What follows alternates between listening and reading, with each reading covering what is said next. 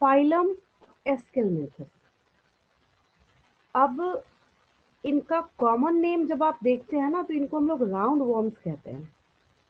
जैसे ही round worms का name आता है, बच्चों का सबसे पहला क्वेश्चन, मैम ये राउंड कहाँ दिख रहा है जो हम इसको राउंड वॉर्म बोल रहे हैं? ठीक है, एक्चुअल में हम इसको,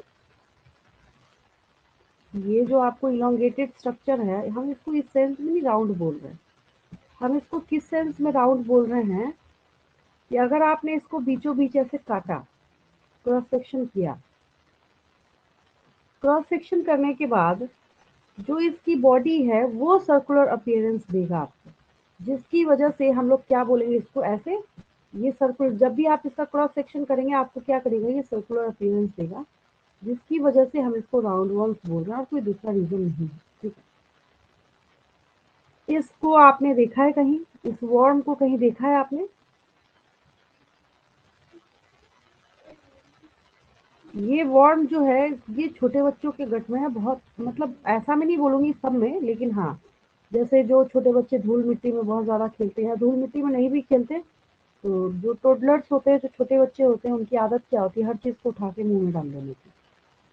तो होता ये है, इसके एग्स वगैरह अगर किसी भी तरीके से गट में चले गए तो गट में क्या करेगा, ये अपने नंबर को इंक्रीज करना स्टार्ट कर देता है, तो जिसकी वजह से उनके गट में ज़्यादा होता है। ठीक है, फिर बड़े होने के साथ साथ जैसे जैसे हैबिट सही होती है ऑटोमेटिकली ये होना बंद हो जाता है। ठीक है, लेकिन ऐसा नहीं है कि बड़े लोगों में नहीं होगा, ये होता है और बहुत ही सीवियर और डेंजरस केसेस में आता है और सर्जरी तक करनी पड़ती है जब नंबर बहुत ज़्यादा हो जाता है। पता है क्या, जब बहुत ज़्यादा नंबर होगा तो ये इंटेस्टिनल पैसेज को ब्लॉक कर देता है। ये क्या करेगा, ये इंटेस्टिनल पैसेज को ब्लॉक कर देगा, ऐसा ब्लॉक करेगा कि आपके पास और कोई ऑप्शन नहीं होगा सर्जरी कराने के सिवाय। अब बच्चों का एक और क्वेश्चन आता है यहाँ पे, कहते हैं कि मैम हम मेडिसिन भी ले सकते हैं तो फिर सर्जरी कराने की क्या ज़रूरत है? तो अब अपना एक कॉमन सेंस लगाएंगे, अगर आप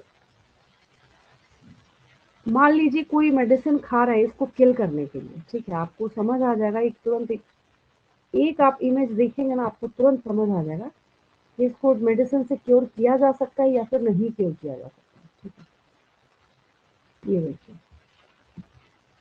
तो जो इंटेस्टिनल पैसेज है ना उसको देखिए कैसे और किस मतलब सीवियर लेवल तक ब्लॉक करके बैठा है, ये दिख रहा है आपको?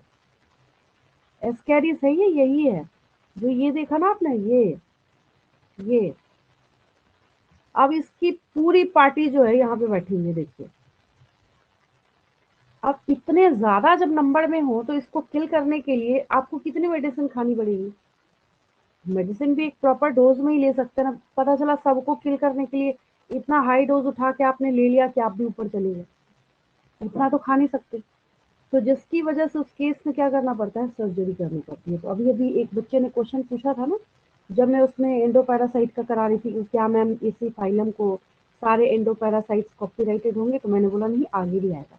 अब आपका क्वेश्चन क्लियर हो गया होगा कि यहाँ पे भी जब डाइजेशन होता है तो आपके डाइजेस्टिव सिस्टम की पता है खासियत क्या है, कि अगर यहाँ पे कोई भी अनडाइजेस्टेड पार्ट है ना तो उसको फ्लश आउट करता हुआ, धक्के मारता हुआ वो बाहर कर देता है, लार्ज इंटेस्टाइन की तरफ करता हुआ एनस में भेजेगा। फिर ये कैसे नहीं जाते?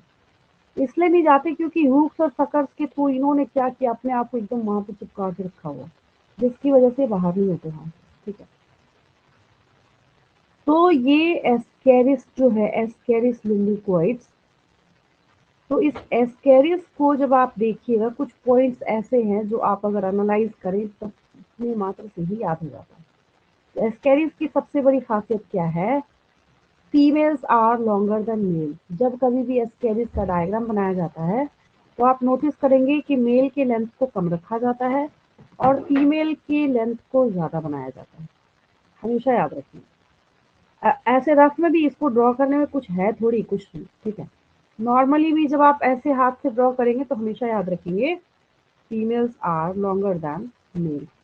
फीमेल का जो साइज है, लेंथ है, वो मेल से ज़्यादा होता है। ठीक है, अब दूसरी बात, अब कहीं ऐसा ना हो कि आप अपने दिमाग में ही ये वहम पाल के बैठे, आप बोले नहीं अब इसका मतलब है कि ये होंगे तो एंडोपैरासिटिक ही होंगे। अगर हम इसको बॉडी के बाहर निकाल दें तो ये मर जाएगा, नहीं, फ्री लिविंग भी जिंदा रह सकते हैं। ये पानी में भी रह सकते हैं, अगर आप मॉइस्ट टेरेस्ट्रियल प्लेसेस दे रहे हैं वहां पे भी रहेगा, प्लांट में भी पैरासिटिक फॉर्म में रह सकता है, एनिमल में भी पैरासिटिक फॉर्म में रह सकता है। और ये इतना ज्यादा स्मार्ट है, अब इसके पास organ system level of organisation आ रहा है। क्या आ रहा है इसके पास? Organ system level of organisation आ रहा है। ठीक है, इस ऑर्गेनिज्म में सिमेट्री कैसी दिख रही है आपको? सिमेट्री कैसी दिख रही है? ठीक है, वेरी गुड, दिख रहा है। हाँ, रेडियल तो नहीं दिख रहा किसी को? सिमेट्री आपको फिक्स यहाँ पे नजर आ रहा है कि सिमेट्री इज बायलेटरल। ठीक है, आप काफी आगे बढ़ चुके हैं, अब डिप्लोब्लास्टिक होने की कोई गुंजाइश है ही नहीं। ये ऑर्गेनिज्म भी क्या है? ट्रिप्लोब्लास्टिक है। ठीक है, और मैंने आपको एक पूरा चार्ट करा रखा था, याद होगा आपको, जहाँ पे मैंने आपको एक ट्रिक सिखाया था कि कैसे आपको याद रखना है और कैसे आपको जितने भी फाइलम्स अवेलेबल हैं सबके बारे में ये चीजें याद रखनी है कि उसकी बॉडी के अंदर जो सिमेट्री आप याद करते हैं, इस एस्केलमिंथस के पीछे के जितने भी फाइलम हैं सब के सब क्या है? असिलोमेट है। यही एक इकलौता स्यूडोसिलोमेट है। और एक चीज और है, इसके बाद जब तक ये चैप्टर ओवर नहीं हो जाता, एस्केलमिंथस के बाद एनिलिडा से लेके चाहे हम मैमल तक की पढ़ाई क्यों ना करें, each and every category will be coelomate, क्योंकि शीडोसिलोमेट एक ही है। ये मतलब बीच में ना एक डिवाइडर लाइन देने का आपको काम करता है। एस्किलमिंथस के पीछे के जितने भी फाइला हैं सब के सब असिलोमेट है, मतलब उनमें सिलोम एब्सेंट होगा, बॉडी कैविटी एब्सेंट होगी। और इसके आगे के जितने भी फाइलम है उसमें बॉडी कैविटी प्रेजेंट होगा। ठीक है, अब जाके आपको सुनने को मिल रहा है alimentary canal is complete. What is the meaning of completion of alimentary canal? कोई बच्चा बताएगा मुझे, एलिमेंट्री कैनाल कंप्लीट होने का क्या मतलब है? Ma'am complete digestive system. हाँ, वो तो ठीक है, कंप्लीट डाइजेस्टिव सिस्टम। तो कंप्लीट डाइजेस्टिव सिस्टम का क्या मतलब है?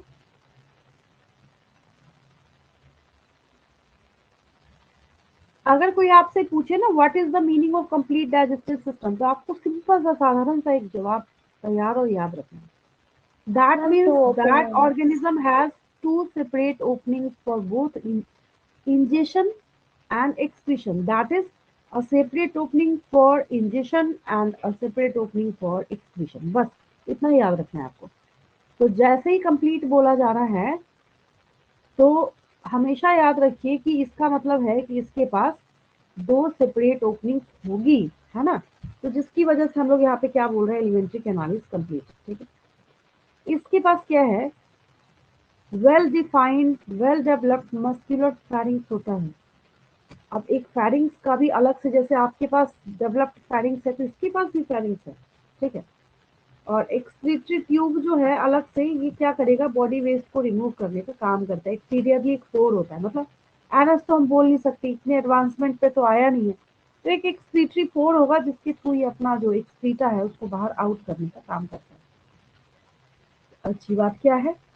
अच्छी बात ये है कि इस फाइलम में आपको कुछ मेंबर्स ऐसे दिखेंगे जो कैसे होंगे? जो कि यूनिसेक्सुअल होंगे। और कुछ ऐसे भी दिखेंगे आपको जो कैसे होंगे? बाइसेक्सुअल होंगे। बोलने का क्या मतलब है कि अच्छा अगर मैं पूछूं कि ये मैंने यहाँ पे मेल और फीमेल अलग अलग बनाया, इसका क्या मतलब है? यूनिसेक्सुअल है कि बाइसेक्सुअल है?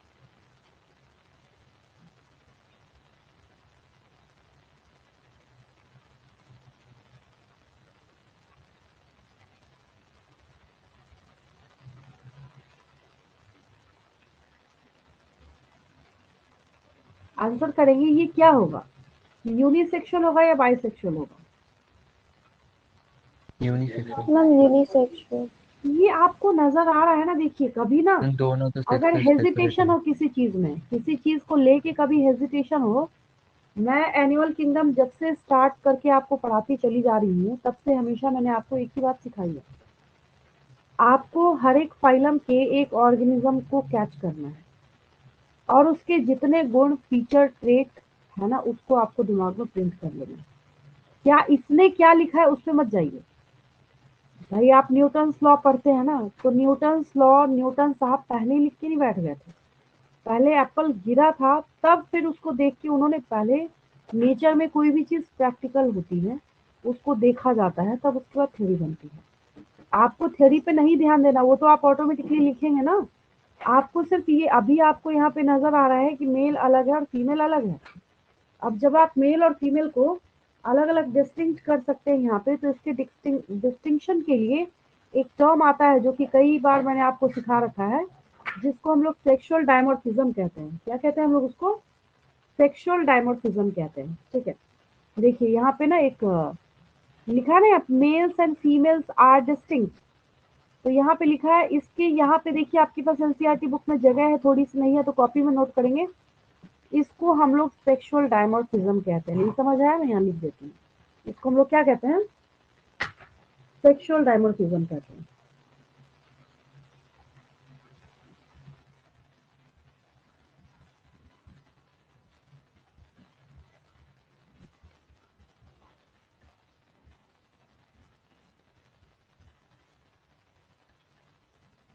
सिंपल सी बात याद रखिए, males and females are easily are easily